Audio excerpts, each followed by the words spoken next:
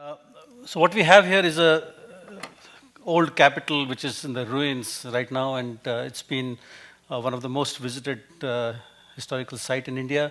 It was one of the last capitals of the Hindu king of Vijayanagara, and it is one of the very spectacular places, not just visited by Hindus for the temples, but also because of the terrain and because of the monuments and everything included, has a very, it's a backpacker's paradise, and so it has a sizable number of Indian as well as foreign tourists who come there. So what we did was, this was a workshop that was, sorry, this is some slides here. Okay, so this is what it looks like, and that size is roughly about 30 square kilometers, including and plus about 190 square kilometers of buffer zone around it.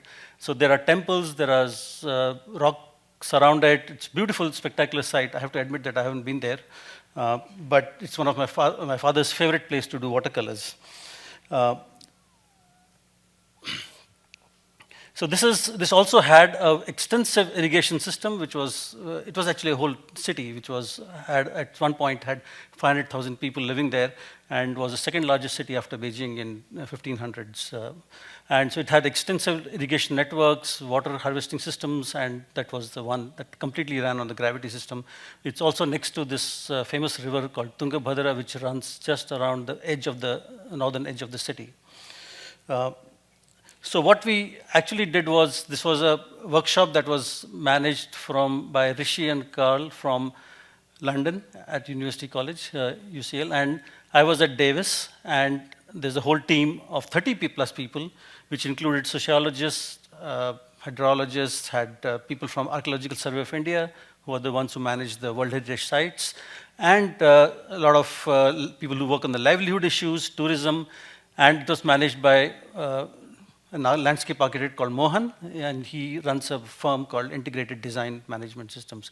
And this was hosted by Indian Institute of Information Technology in Bangalore, which is where we needed a good infrastructure for connectivity and everything. So what we did was, we had about 10 of the themes that went through initial evaluations.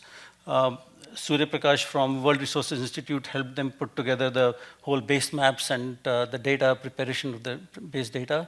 So we had agriculture, historical, cultural, visual management, transportation, ecology, water, housing, visitors, and commercial. And so we had these evaluation diagrams that we used.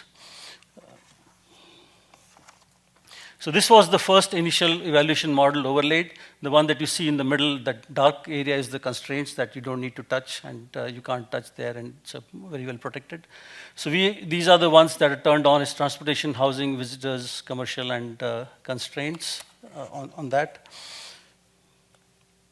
And this is where Rishi was managing the diagrams that he received from after the 32 people who were professionals who were working in Bangalore. They made their diagrams, and Rishi was managing them and overlaying them in London.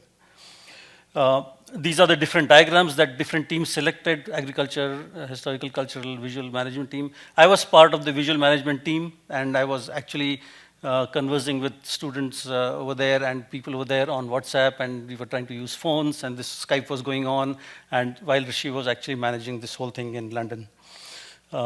And this is where the teams were negotiating. They're starting to work with each other. They're looking at there's 6 teams looking at how to get different projects in, different designs in, and different policy inputs. These are the different 6 designs, best versions of the 6 teams that they came up with: international tourism, local village life, local village tourism, and also the Karnataka government, what they are doing over there. And Mohan had a very good insight into this because he'd been working there for almost 15 years. And these are the different, what we're looking at is comparison of alternative designs and what would be the impact of each of them in terms of costs and also in terms of timelines.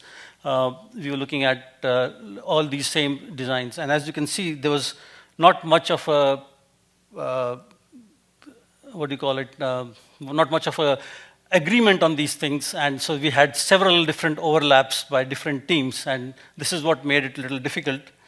And these are the different diagrams, thumbnails that people are using for who selected, how many groups selected which design for which particular theme.